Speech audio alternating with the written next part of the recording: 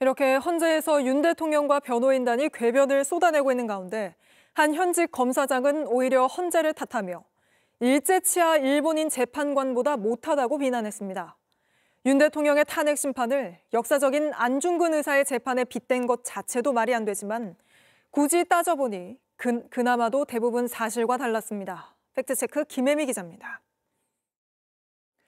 윤석열 대통령은 지금까지 8번의 탄핵 심판 변론 중 6번 출석해 적극적으로 자신의 입장을 밝혔습니다. 지금 제가 일어나서 할까요? 네, 좋으실 때 하십시오.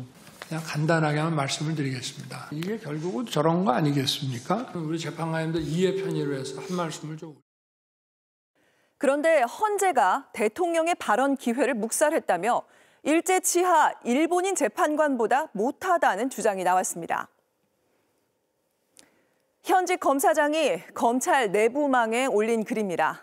문형배 재판관이 3분의 발언 기회를 요청한 대통령의 요구를 묵살했다. 6차가 아닌 5차 변론에서 벌어진 일인데요. 분명하게 사실이 아닙니다. 영상으로 확인하시죠. 우리 재판관님들 이해 편의를 위해서 한 말씀을 좀 올릴 수 있는 기회를 주셨으면 좋겠습니다. 예, 하십시오. 네.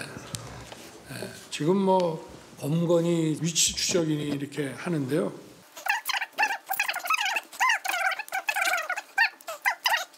좀 이해 편의를 위해서 간단하게 말씀드렸습니다. 이상입니다. 예, 정인 돌아가십시오. 수고하셨습니다. 단장님, 3분만 질문해요. 아닙니다. 그러니까 변호인의 3분 요청 직전까지 윤 대통령이 이미 8분간 이어서 발언을 한 겁니다. 사실관계가 틀린 주장에 더해 이 검사장은 안중근 의사까지 불러냈습니다.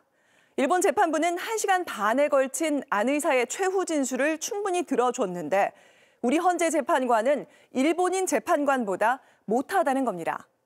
한국인이라면 누구나 기억하는 1910년의 그 재판입니다.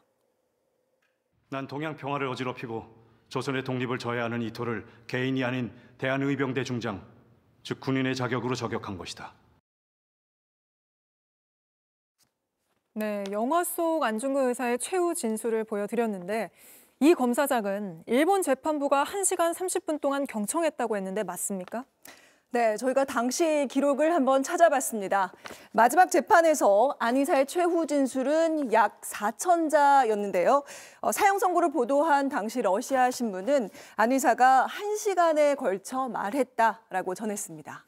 지금 우리 헌법재판소, 윤석열 대통령이 말하는 시간을 제한하고 있습니까?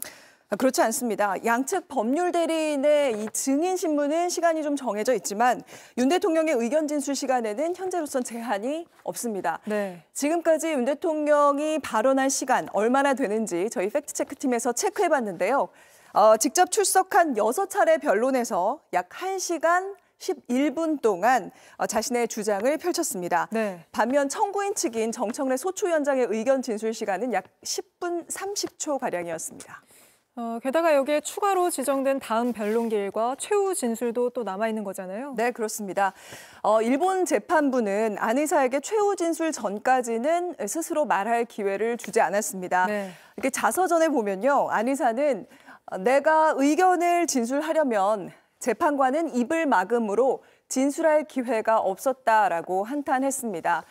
또 일본 재판부는 안 의사가 신청한 한국인 변호사 받아주지 않았고요. 직권으로 일본인 관선 변호사 2명을 선임했습니다. 상황이 이런데도 네. 당시 일본 재판부가 났다는 건 터무니없는 주장입니다. 그리고 참고로 오늘 2월 14일은 일본이 안 의사에게 사형을 선고한 날입니다. 알겠습니다. 오늘 팩트체크는 여기까지 해보겠습니다. 김혜미 기자였습니다. JTBC 뉴스를 시청해주셔서 고맙습니다. 저희는 저녁 6시 30분 뉴스룸에서 뵙겠습니다.